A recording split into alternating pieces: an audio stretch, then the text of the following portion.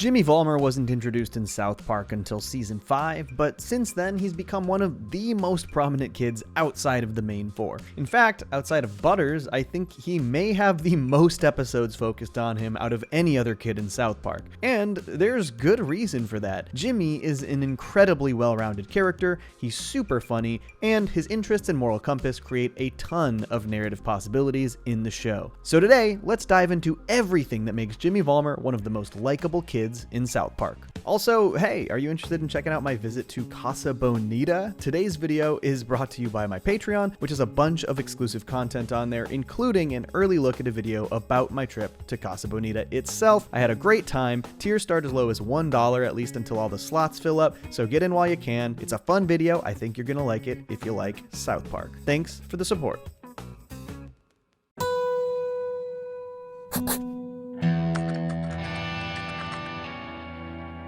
Jimmy's introduction in Season 5's Cripple Fight is pretty iconic, but it's also kind of amazing for introducing nearly every facet of Jimmy's personality almost immediately. Some things were a bit more subtle and expanded on later, but just about everything we love about Jimmy was there in his very first episode. Interestingly, Jimmy's last name is first revealed to be Swanson in the episode Crazy Cripples, but was later changed to Valmer. South Park has a habit of changing character names. Detective Harris later became Sergeant Harrison Yates. Token Williams is now Tolkien Black. Or no, I guess he was always Tolkien, right? And honestly, this could be any combination of a mistake, laziness, mind changing, etc. It's not that big a deal. Jimmy was even seemingly meant to be a one-off character, a single episode rival to Timmy. He first appears in the kids' scout troop, implying that he doesn't go to school with them, and he's basically framed as a motivational speaker. I travel to different states and talk to kids about being proud of what they are. Though never confirmed in the series, it's speculated that Jimmy most likely has the condition Pfeiffer syndrome, based on his physical appearance. And honestly, the show treats Jimmy really well. He's not ashamed or insecure about his disability, he embraces it, and he even makes light fun of himself to break the ice. My mom says God has a plan for everyone. I guess I was plan B. And though it isn't explicitly stated, it seems like Jimmy's strong sense of humor may have in part become prominent as a means to make friends, which obviously can be more difficult for kids with disabilities. His comedy pretty instantly endears him to the other kids at Scouts. Jimmy's funny, dude. Yeah, well, he's the coolest kid with disabilities in the world. As I mentioned, this episode introduces just about everything that would become a prominent aspect of Jimmy's character and personality as he evolved and was featured more often over the series. Obviously, the major one being his love of stand-up comedy and performing, but the episode also showcases how likable and genuinely nice he is, and how easily he makes friends. However, Jimmy also has some pretty significant rivalries, and baked right into this episode is Timmy's jealousy towards Jimmy, creating a major rift and causing them to fight. That's what the whole episode's about. And lastly, though a bit less focused on, is the fact that Jimmy has a very strong moral compass. He will almost always fight for what he believes is right, showcased in this one by his attempts to help get Big Gay Al reinstated as their scout leader. Though there are definitely exceptions in certain stories, these seem to be the biggest things that define Jimmy as a character. And the character was so well received and so well liked by Matt and Trey that they ended up dropping him into small roles in other episodes, allowing all of these ideas introduced in his debut to be expanded on. And eventually, he was a big part of countless amazing episodes. Ladies and gentlemen, give it up for Jimmy! Thank you. Wow, what a terrific audience. Obviously, first and foremost, Jimmy's major focus is stand-up comedy, and there's at least half a dozen episodes that revolve around this to some degree. And there are countless smaller moments in other episodes that highlight this interest as well, like his second ever appearance in How to Eat With Your Butt. When Cartman loses his ability to laugh after seeing people with butts for faces, he goes to Jimmy for some quality comedy to make him laugh. Why did the pigeon cross the road? Okay, why?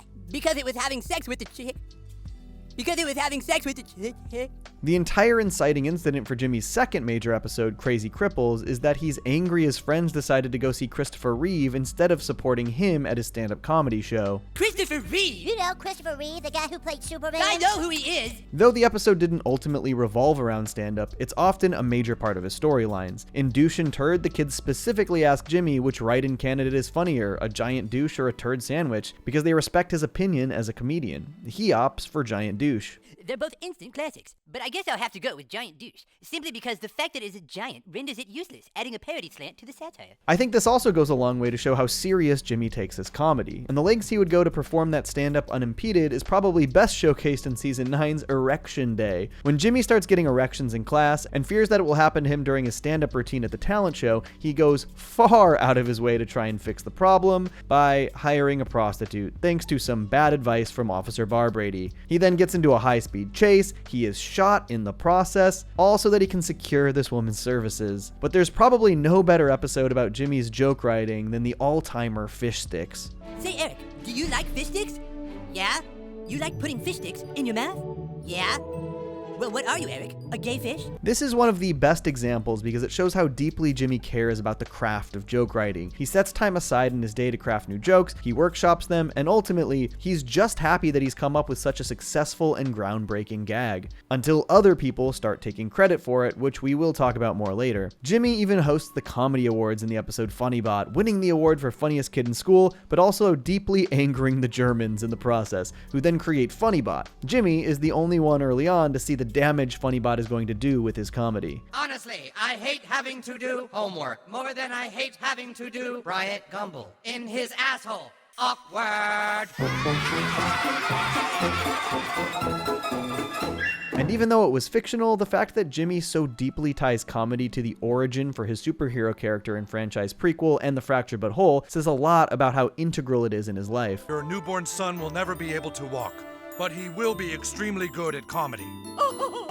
Wow, what a terrific audience. I mean, just think about a late night talk show host. Any late night talk show host. Any late night talk show host that is currently on the air. There is like a 50% chance that that guy's name is Jimmy. In fact, canonically, Jimmy becomes a late night talk show host in the future, which truly feels like the most perfect combination of so many of Jimmy's attributes. What is up with these bisexual Canadians, huh? I guess they don't know whether to fuck their brother or their sister.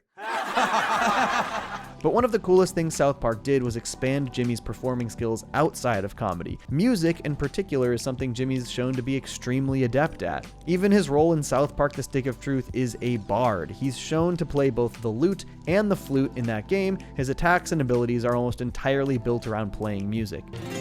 Prepare for battle, weaklings. Elves, fall in.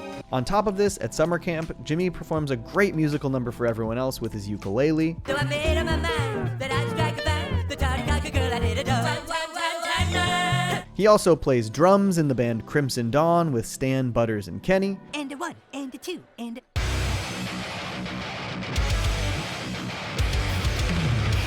And of course, he serenades the entire town with his singing voice for the 12 Days of Christmas in Red Sleigh Down. On the fourth day of Christmas, my true love gay. Jimmy is also co-anchor of the school news in Quest for Ratings, showing not just his performing abilities, but foreshadowing his future gig on television. As does the fact that he tries to give Kyle his headshot when he thinks that he runs Hollywood. He also joins the boys in starting a wrestling league, giving a dramatic performance in the ring. There is just a huge variety of types of performing on Jimmy's resume. There's nobody else in South Park who even comes close. But alongside these various performing roles, whether it's stand-up, acting, or hosting, come a wide variety of relationships. And though Jimmy makes tons of friends along the way, he also makes a lot of enemies.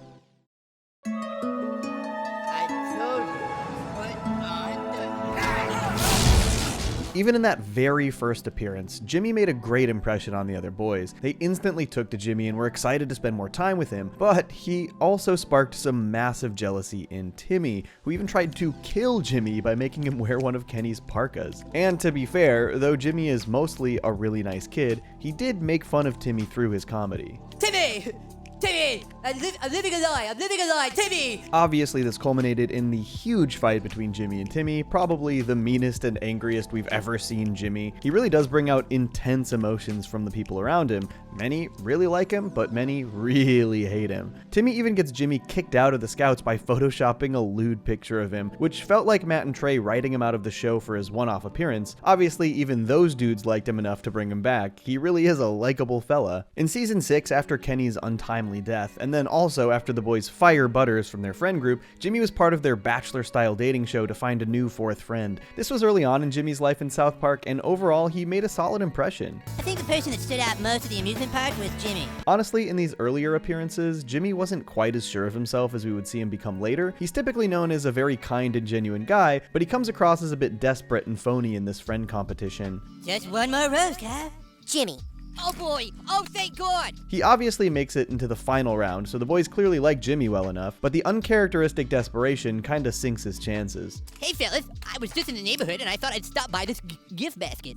Oh, thanks, Jimmy. Maybe Jimmy became more aware of this desperation, because it seems like after this he becomes very confident in who he is, especially through making new friends. Even though his inaugural appearance ends with Timmy still loathing him, even that doesn't last. We never actually see the pair become friends, but by the next Jimmy-focused episode, he and Timmy are besties, and remain that way throughout the rest of the series. And the entire episode is about them making wildly unlikely friends. Though the major inciting incident for these new friends is Jimmy fully resenting Christopher Reeve for getting so much attention for his handicap. Jimmy feels like it isn't fair that Reeve gets so much attention when he wasn't born with his handicap, while people like Timmy and Jimmy get no attention, which is sort of an interesting inverse of his initial appearance, where Timmy was jealous of Jimmy getting attention. Jimmy and Timmy mistakenly join the Crips thinking they're a handicap club. Jimmy's significant confidence in himself and his genuine nature get him accepted by a gang. The only real Crips is born Crips, dawg. I agree. I mean, it's like, come on. This episode does highlight Jimmy's ignorance a bit. He obviously had no idea what he was actually getting himself into. He and Timmy get credit for taking out a huge crew of Bloods when they were actually just trying to get snacks for the Crips, which also made a big difference in how they perceived him.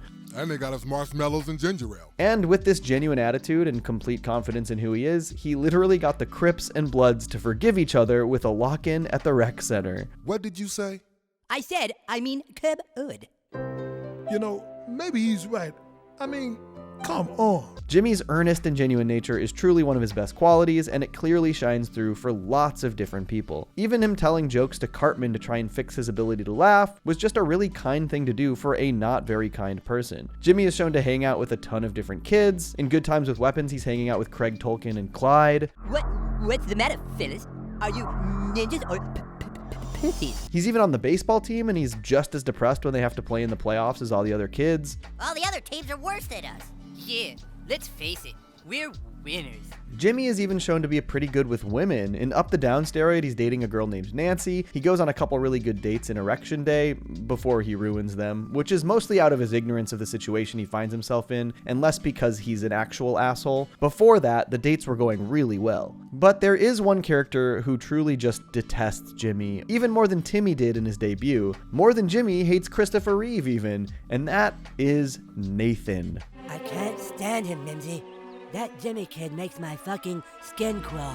Nathan is another kid in the special ed class at South Park, and he's introduced as a drug dealer who gets Jimmy into steroids for the Special Olympics. But later, Nathan develops a severe hatred of Jimmy in a primarily one-sided rivalry. Jimmy definitely does not seem to be as aware of Nathan's disdain for him. It seems to stem from summer camp, because of these annual summer camp games. Jimmy is the captain for the blue team, while Nathan is the captain for the red team, and Jimmy's team wins every single year. Rather than trying to actually succeed at the games, Nathan tries to sabotage Jimmy the entire time, even trying to kill him by putting C4 in his ukulele. But Nathan is sort of the Wile E. Coyote to Jimmy's Roadrunner. He continually tries to sabotage him or hurt him, only to get the brunt of it himself. Even sort of a more serious storyline in Season 19's Ad Trilogy, this ends up being the case. While Jimmy works with the government to try and figure out how to combat the evolution of ads, Nathan works with the ads and successfully kidnaps Jimmy. He holds him hostage at gunpoint in the apartment he paid for with his ad money, and though it appears as though Nathan really got the upper hand here, eventually Jimmy wins over Nathan's girlfriend Classy, who then beats the shit out of him. This dynamic reemerges in Season 21's Moss Piglets as well. Nathan is convinced he'll beat Jimmy and Timmy in the science fair with their volcano experiment, but Jimmy and Timmy are working with actual tardigrades. They're doing like real science. What?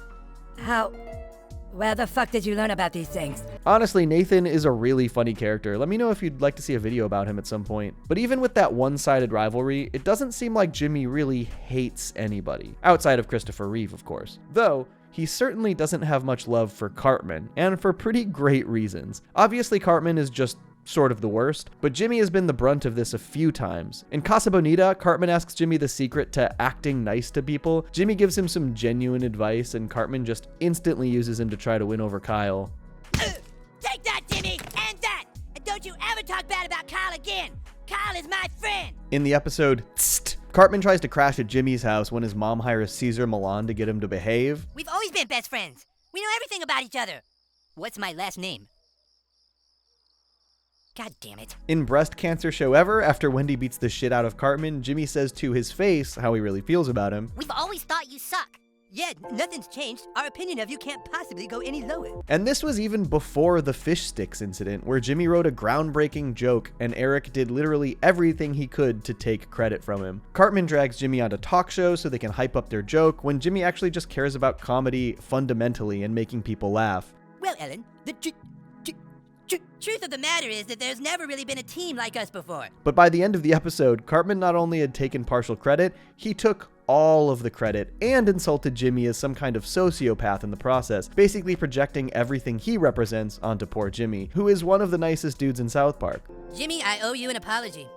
I realize now you can't help believing you created the entire joke, because your ego won't let you think otherwise. And in season 20, Jimmy even takes part in destroying all of Cartman's devices, assuming he was the infamous internet troll Skank Hunt 42. It shows how he really feels about Cartman, but it also ultimately sort of represents a lapse in something else that is really important to Jimmy's character, his moral compass. And though he does have a very strong code of ethics that he truly believes in, Jimmy also seems to fall the hardest when upholding those morals sometimes.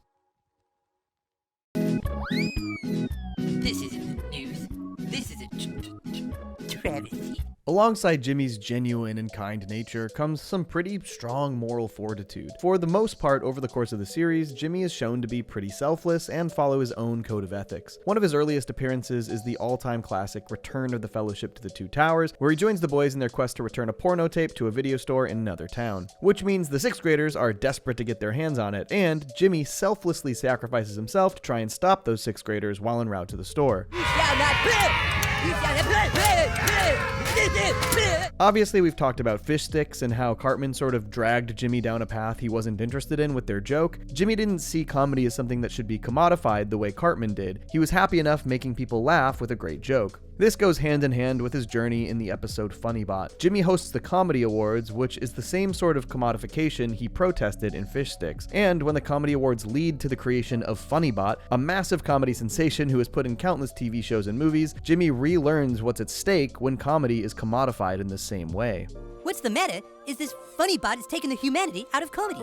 I don't think things are better. I think they're worse. Many of Jimmy's stories focus on his moral compass. In Quest for Ratings, Jimmy co-anchors the school news, but when Craig's low-effort show annihilates them in ratings, they desperately try to change their program to cater to the audience. Obviously, this is mostly about how reality TV was changing the landscape of television, and a scathing indictment of how real-life news shows adjusted in response, but in the episode, Jimmy is the one person who really seems to take issue with the way they're treating journalism. This isn't the news. This is a travesty. He gets an interview with the vice president, but they won't show it because they think it's too boring. Jimmy is the only one in the group who has a moral objection to the ethics of their quote-unquote reporting. This isn't the news.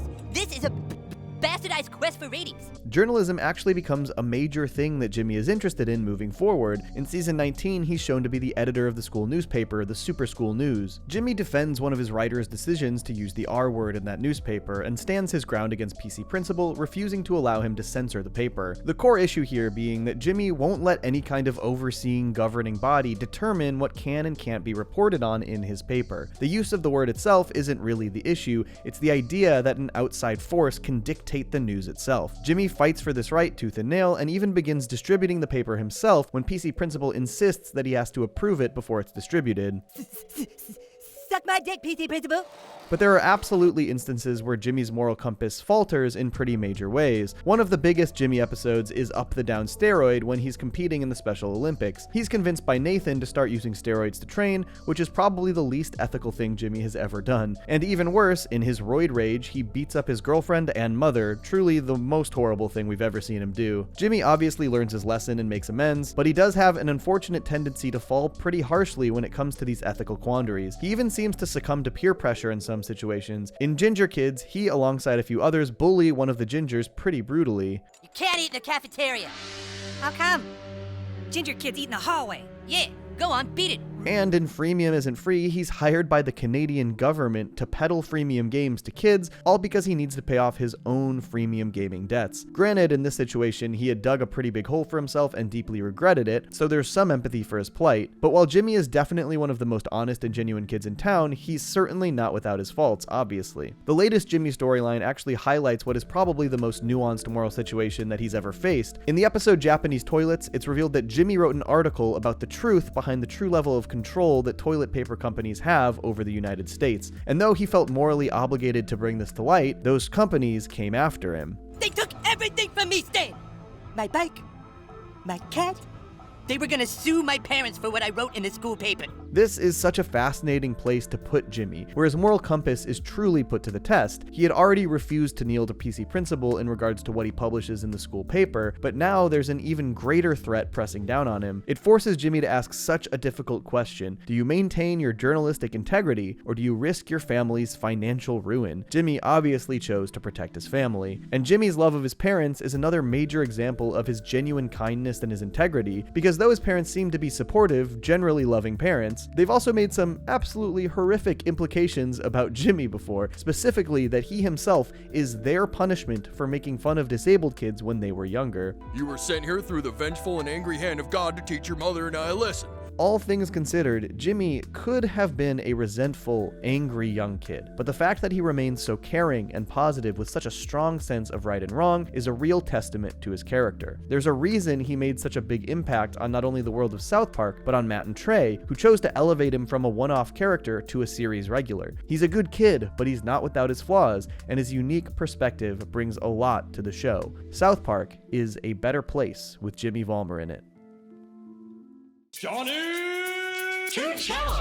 I stay mellow watching Johnny Two Cellos. He talks cartoons, he's a really cool fellow. He keeps you posted on adult cartoons. If that's what you're into, then grab a spoon and a very big bowl of your favorite cereal. Feels like Saturday morning cartoon material.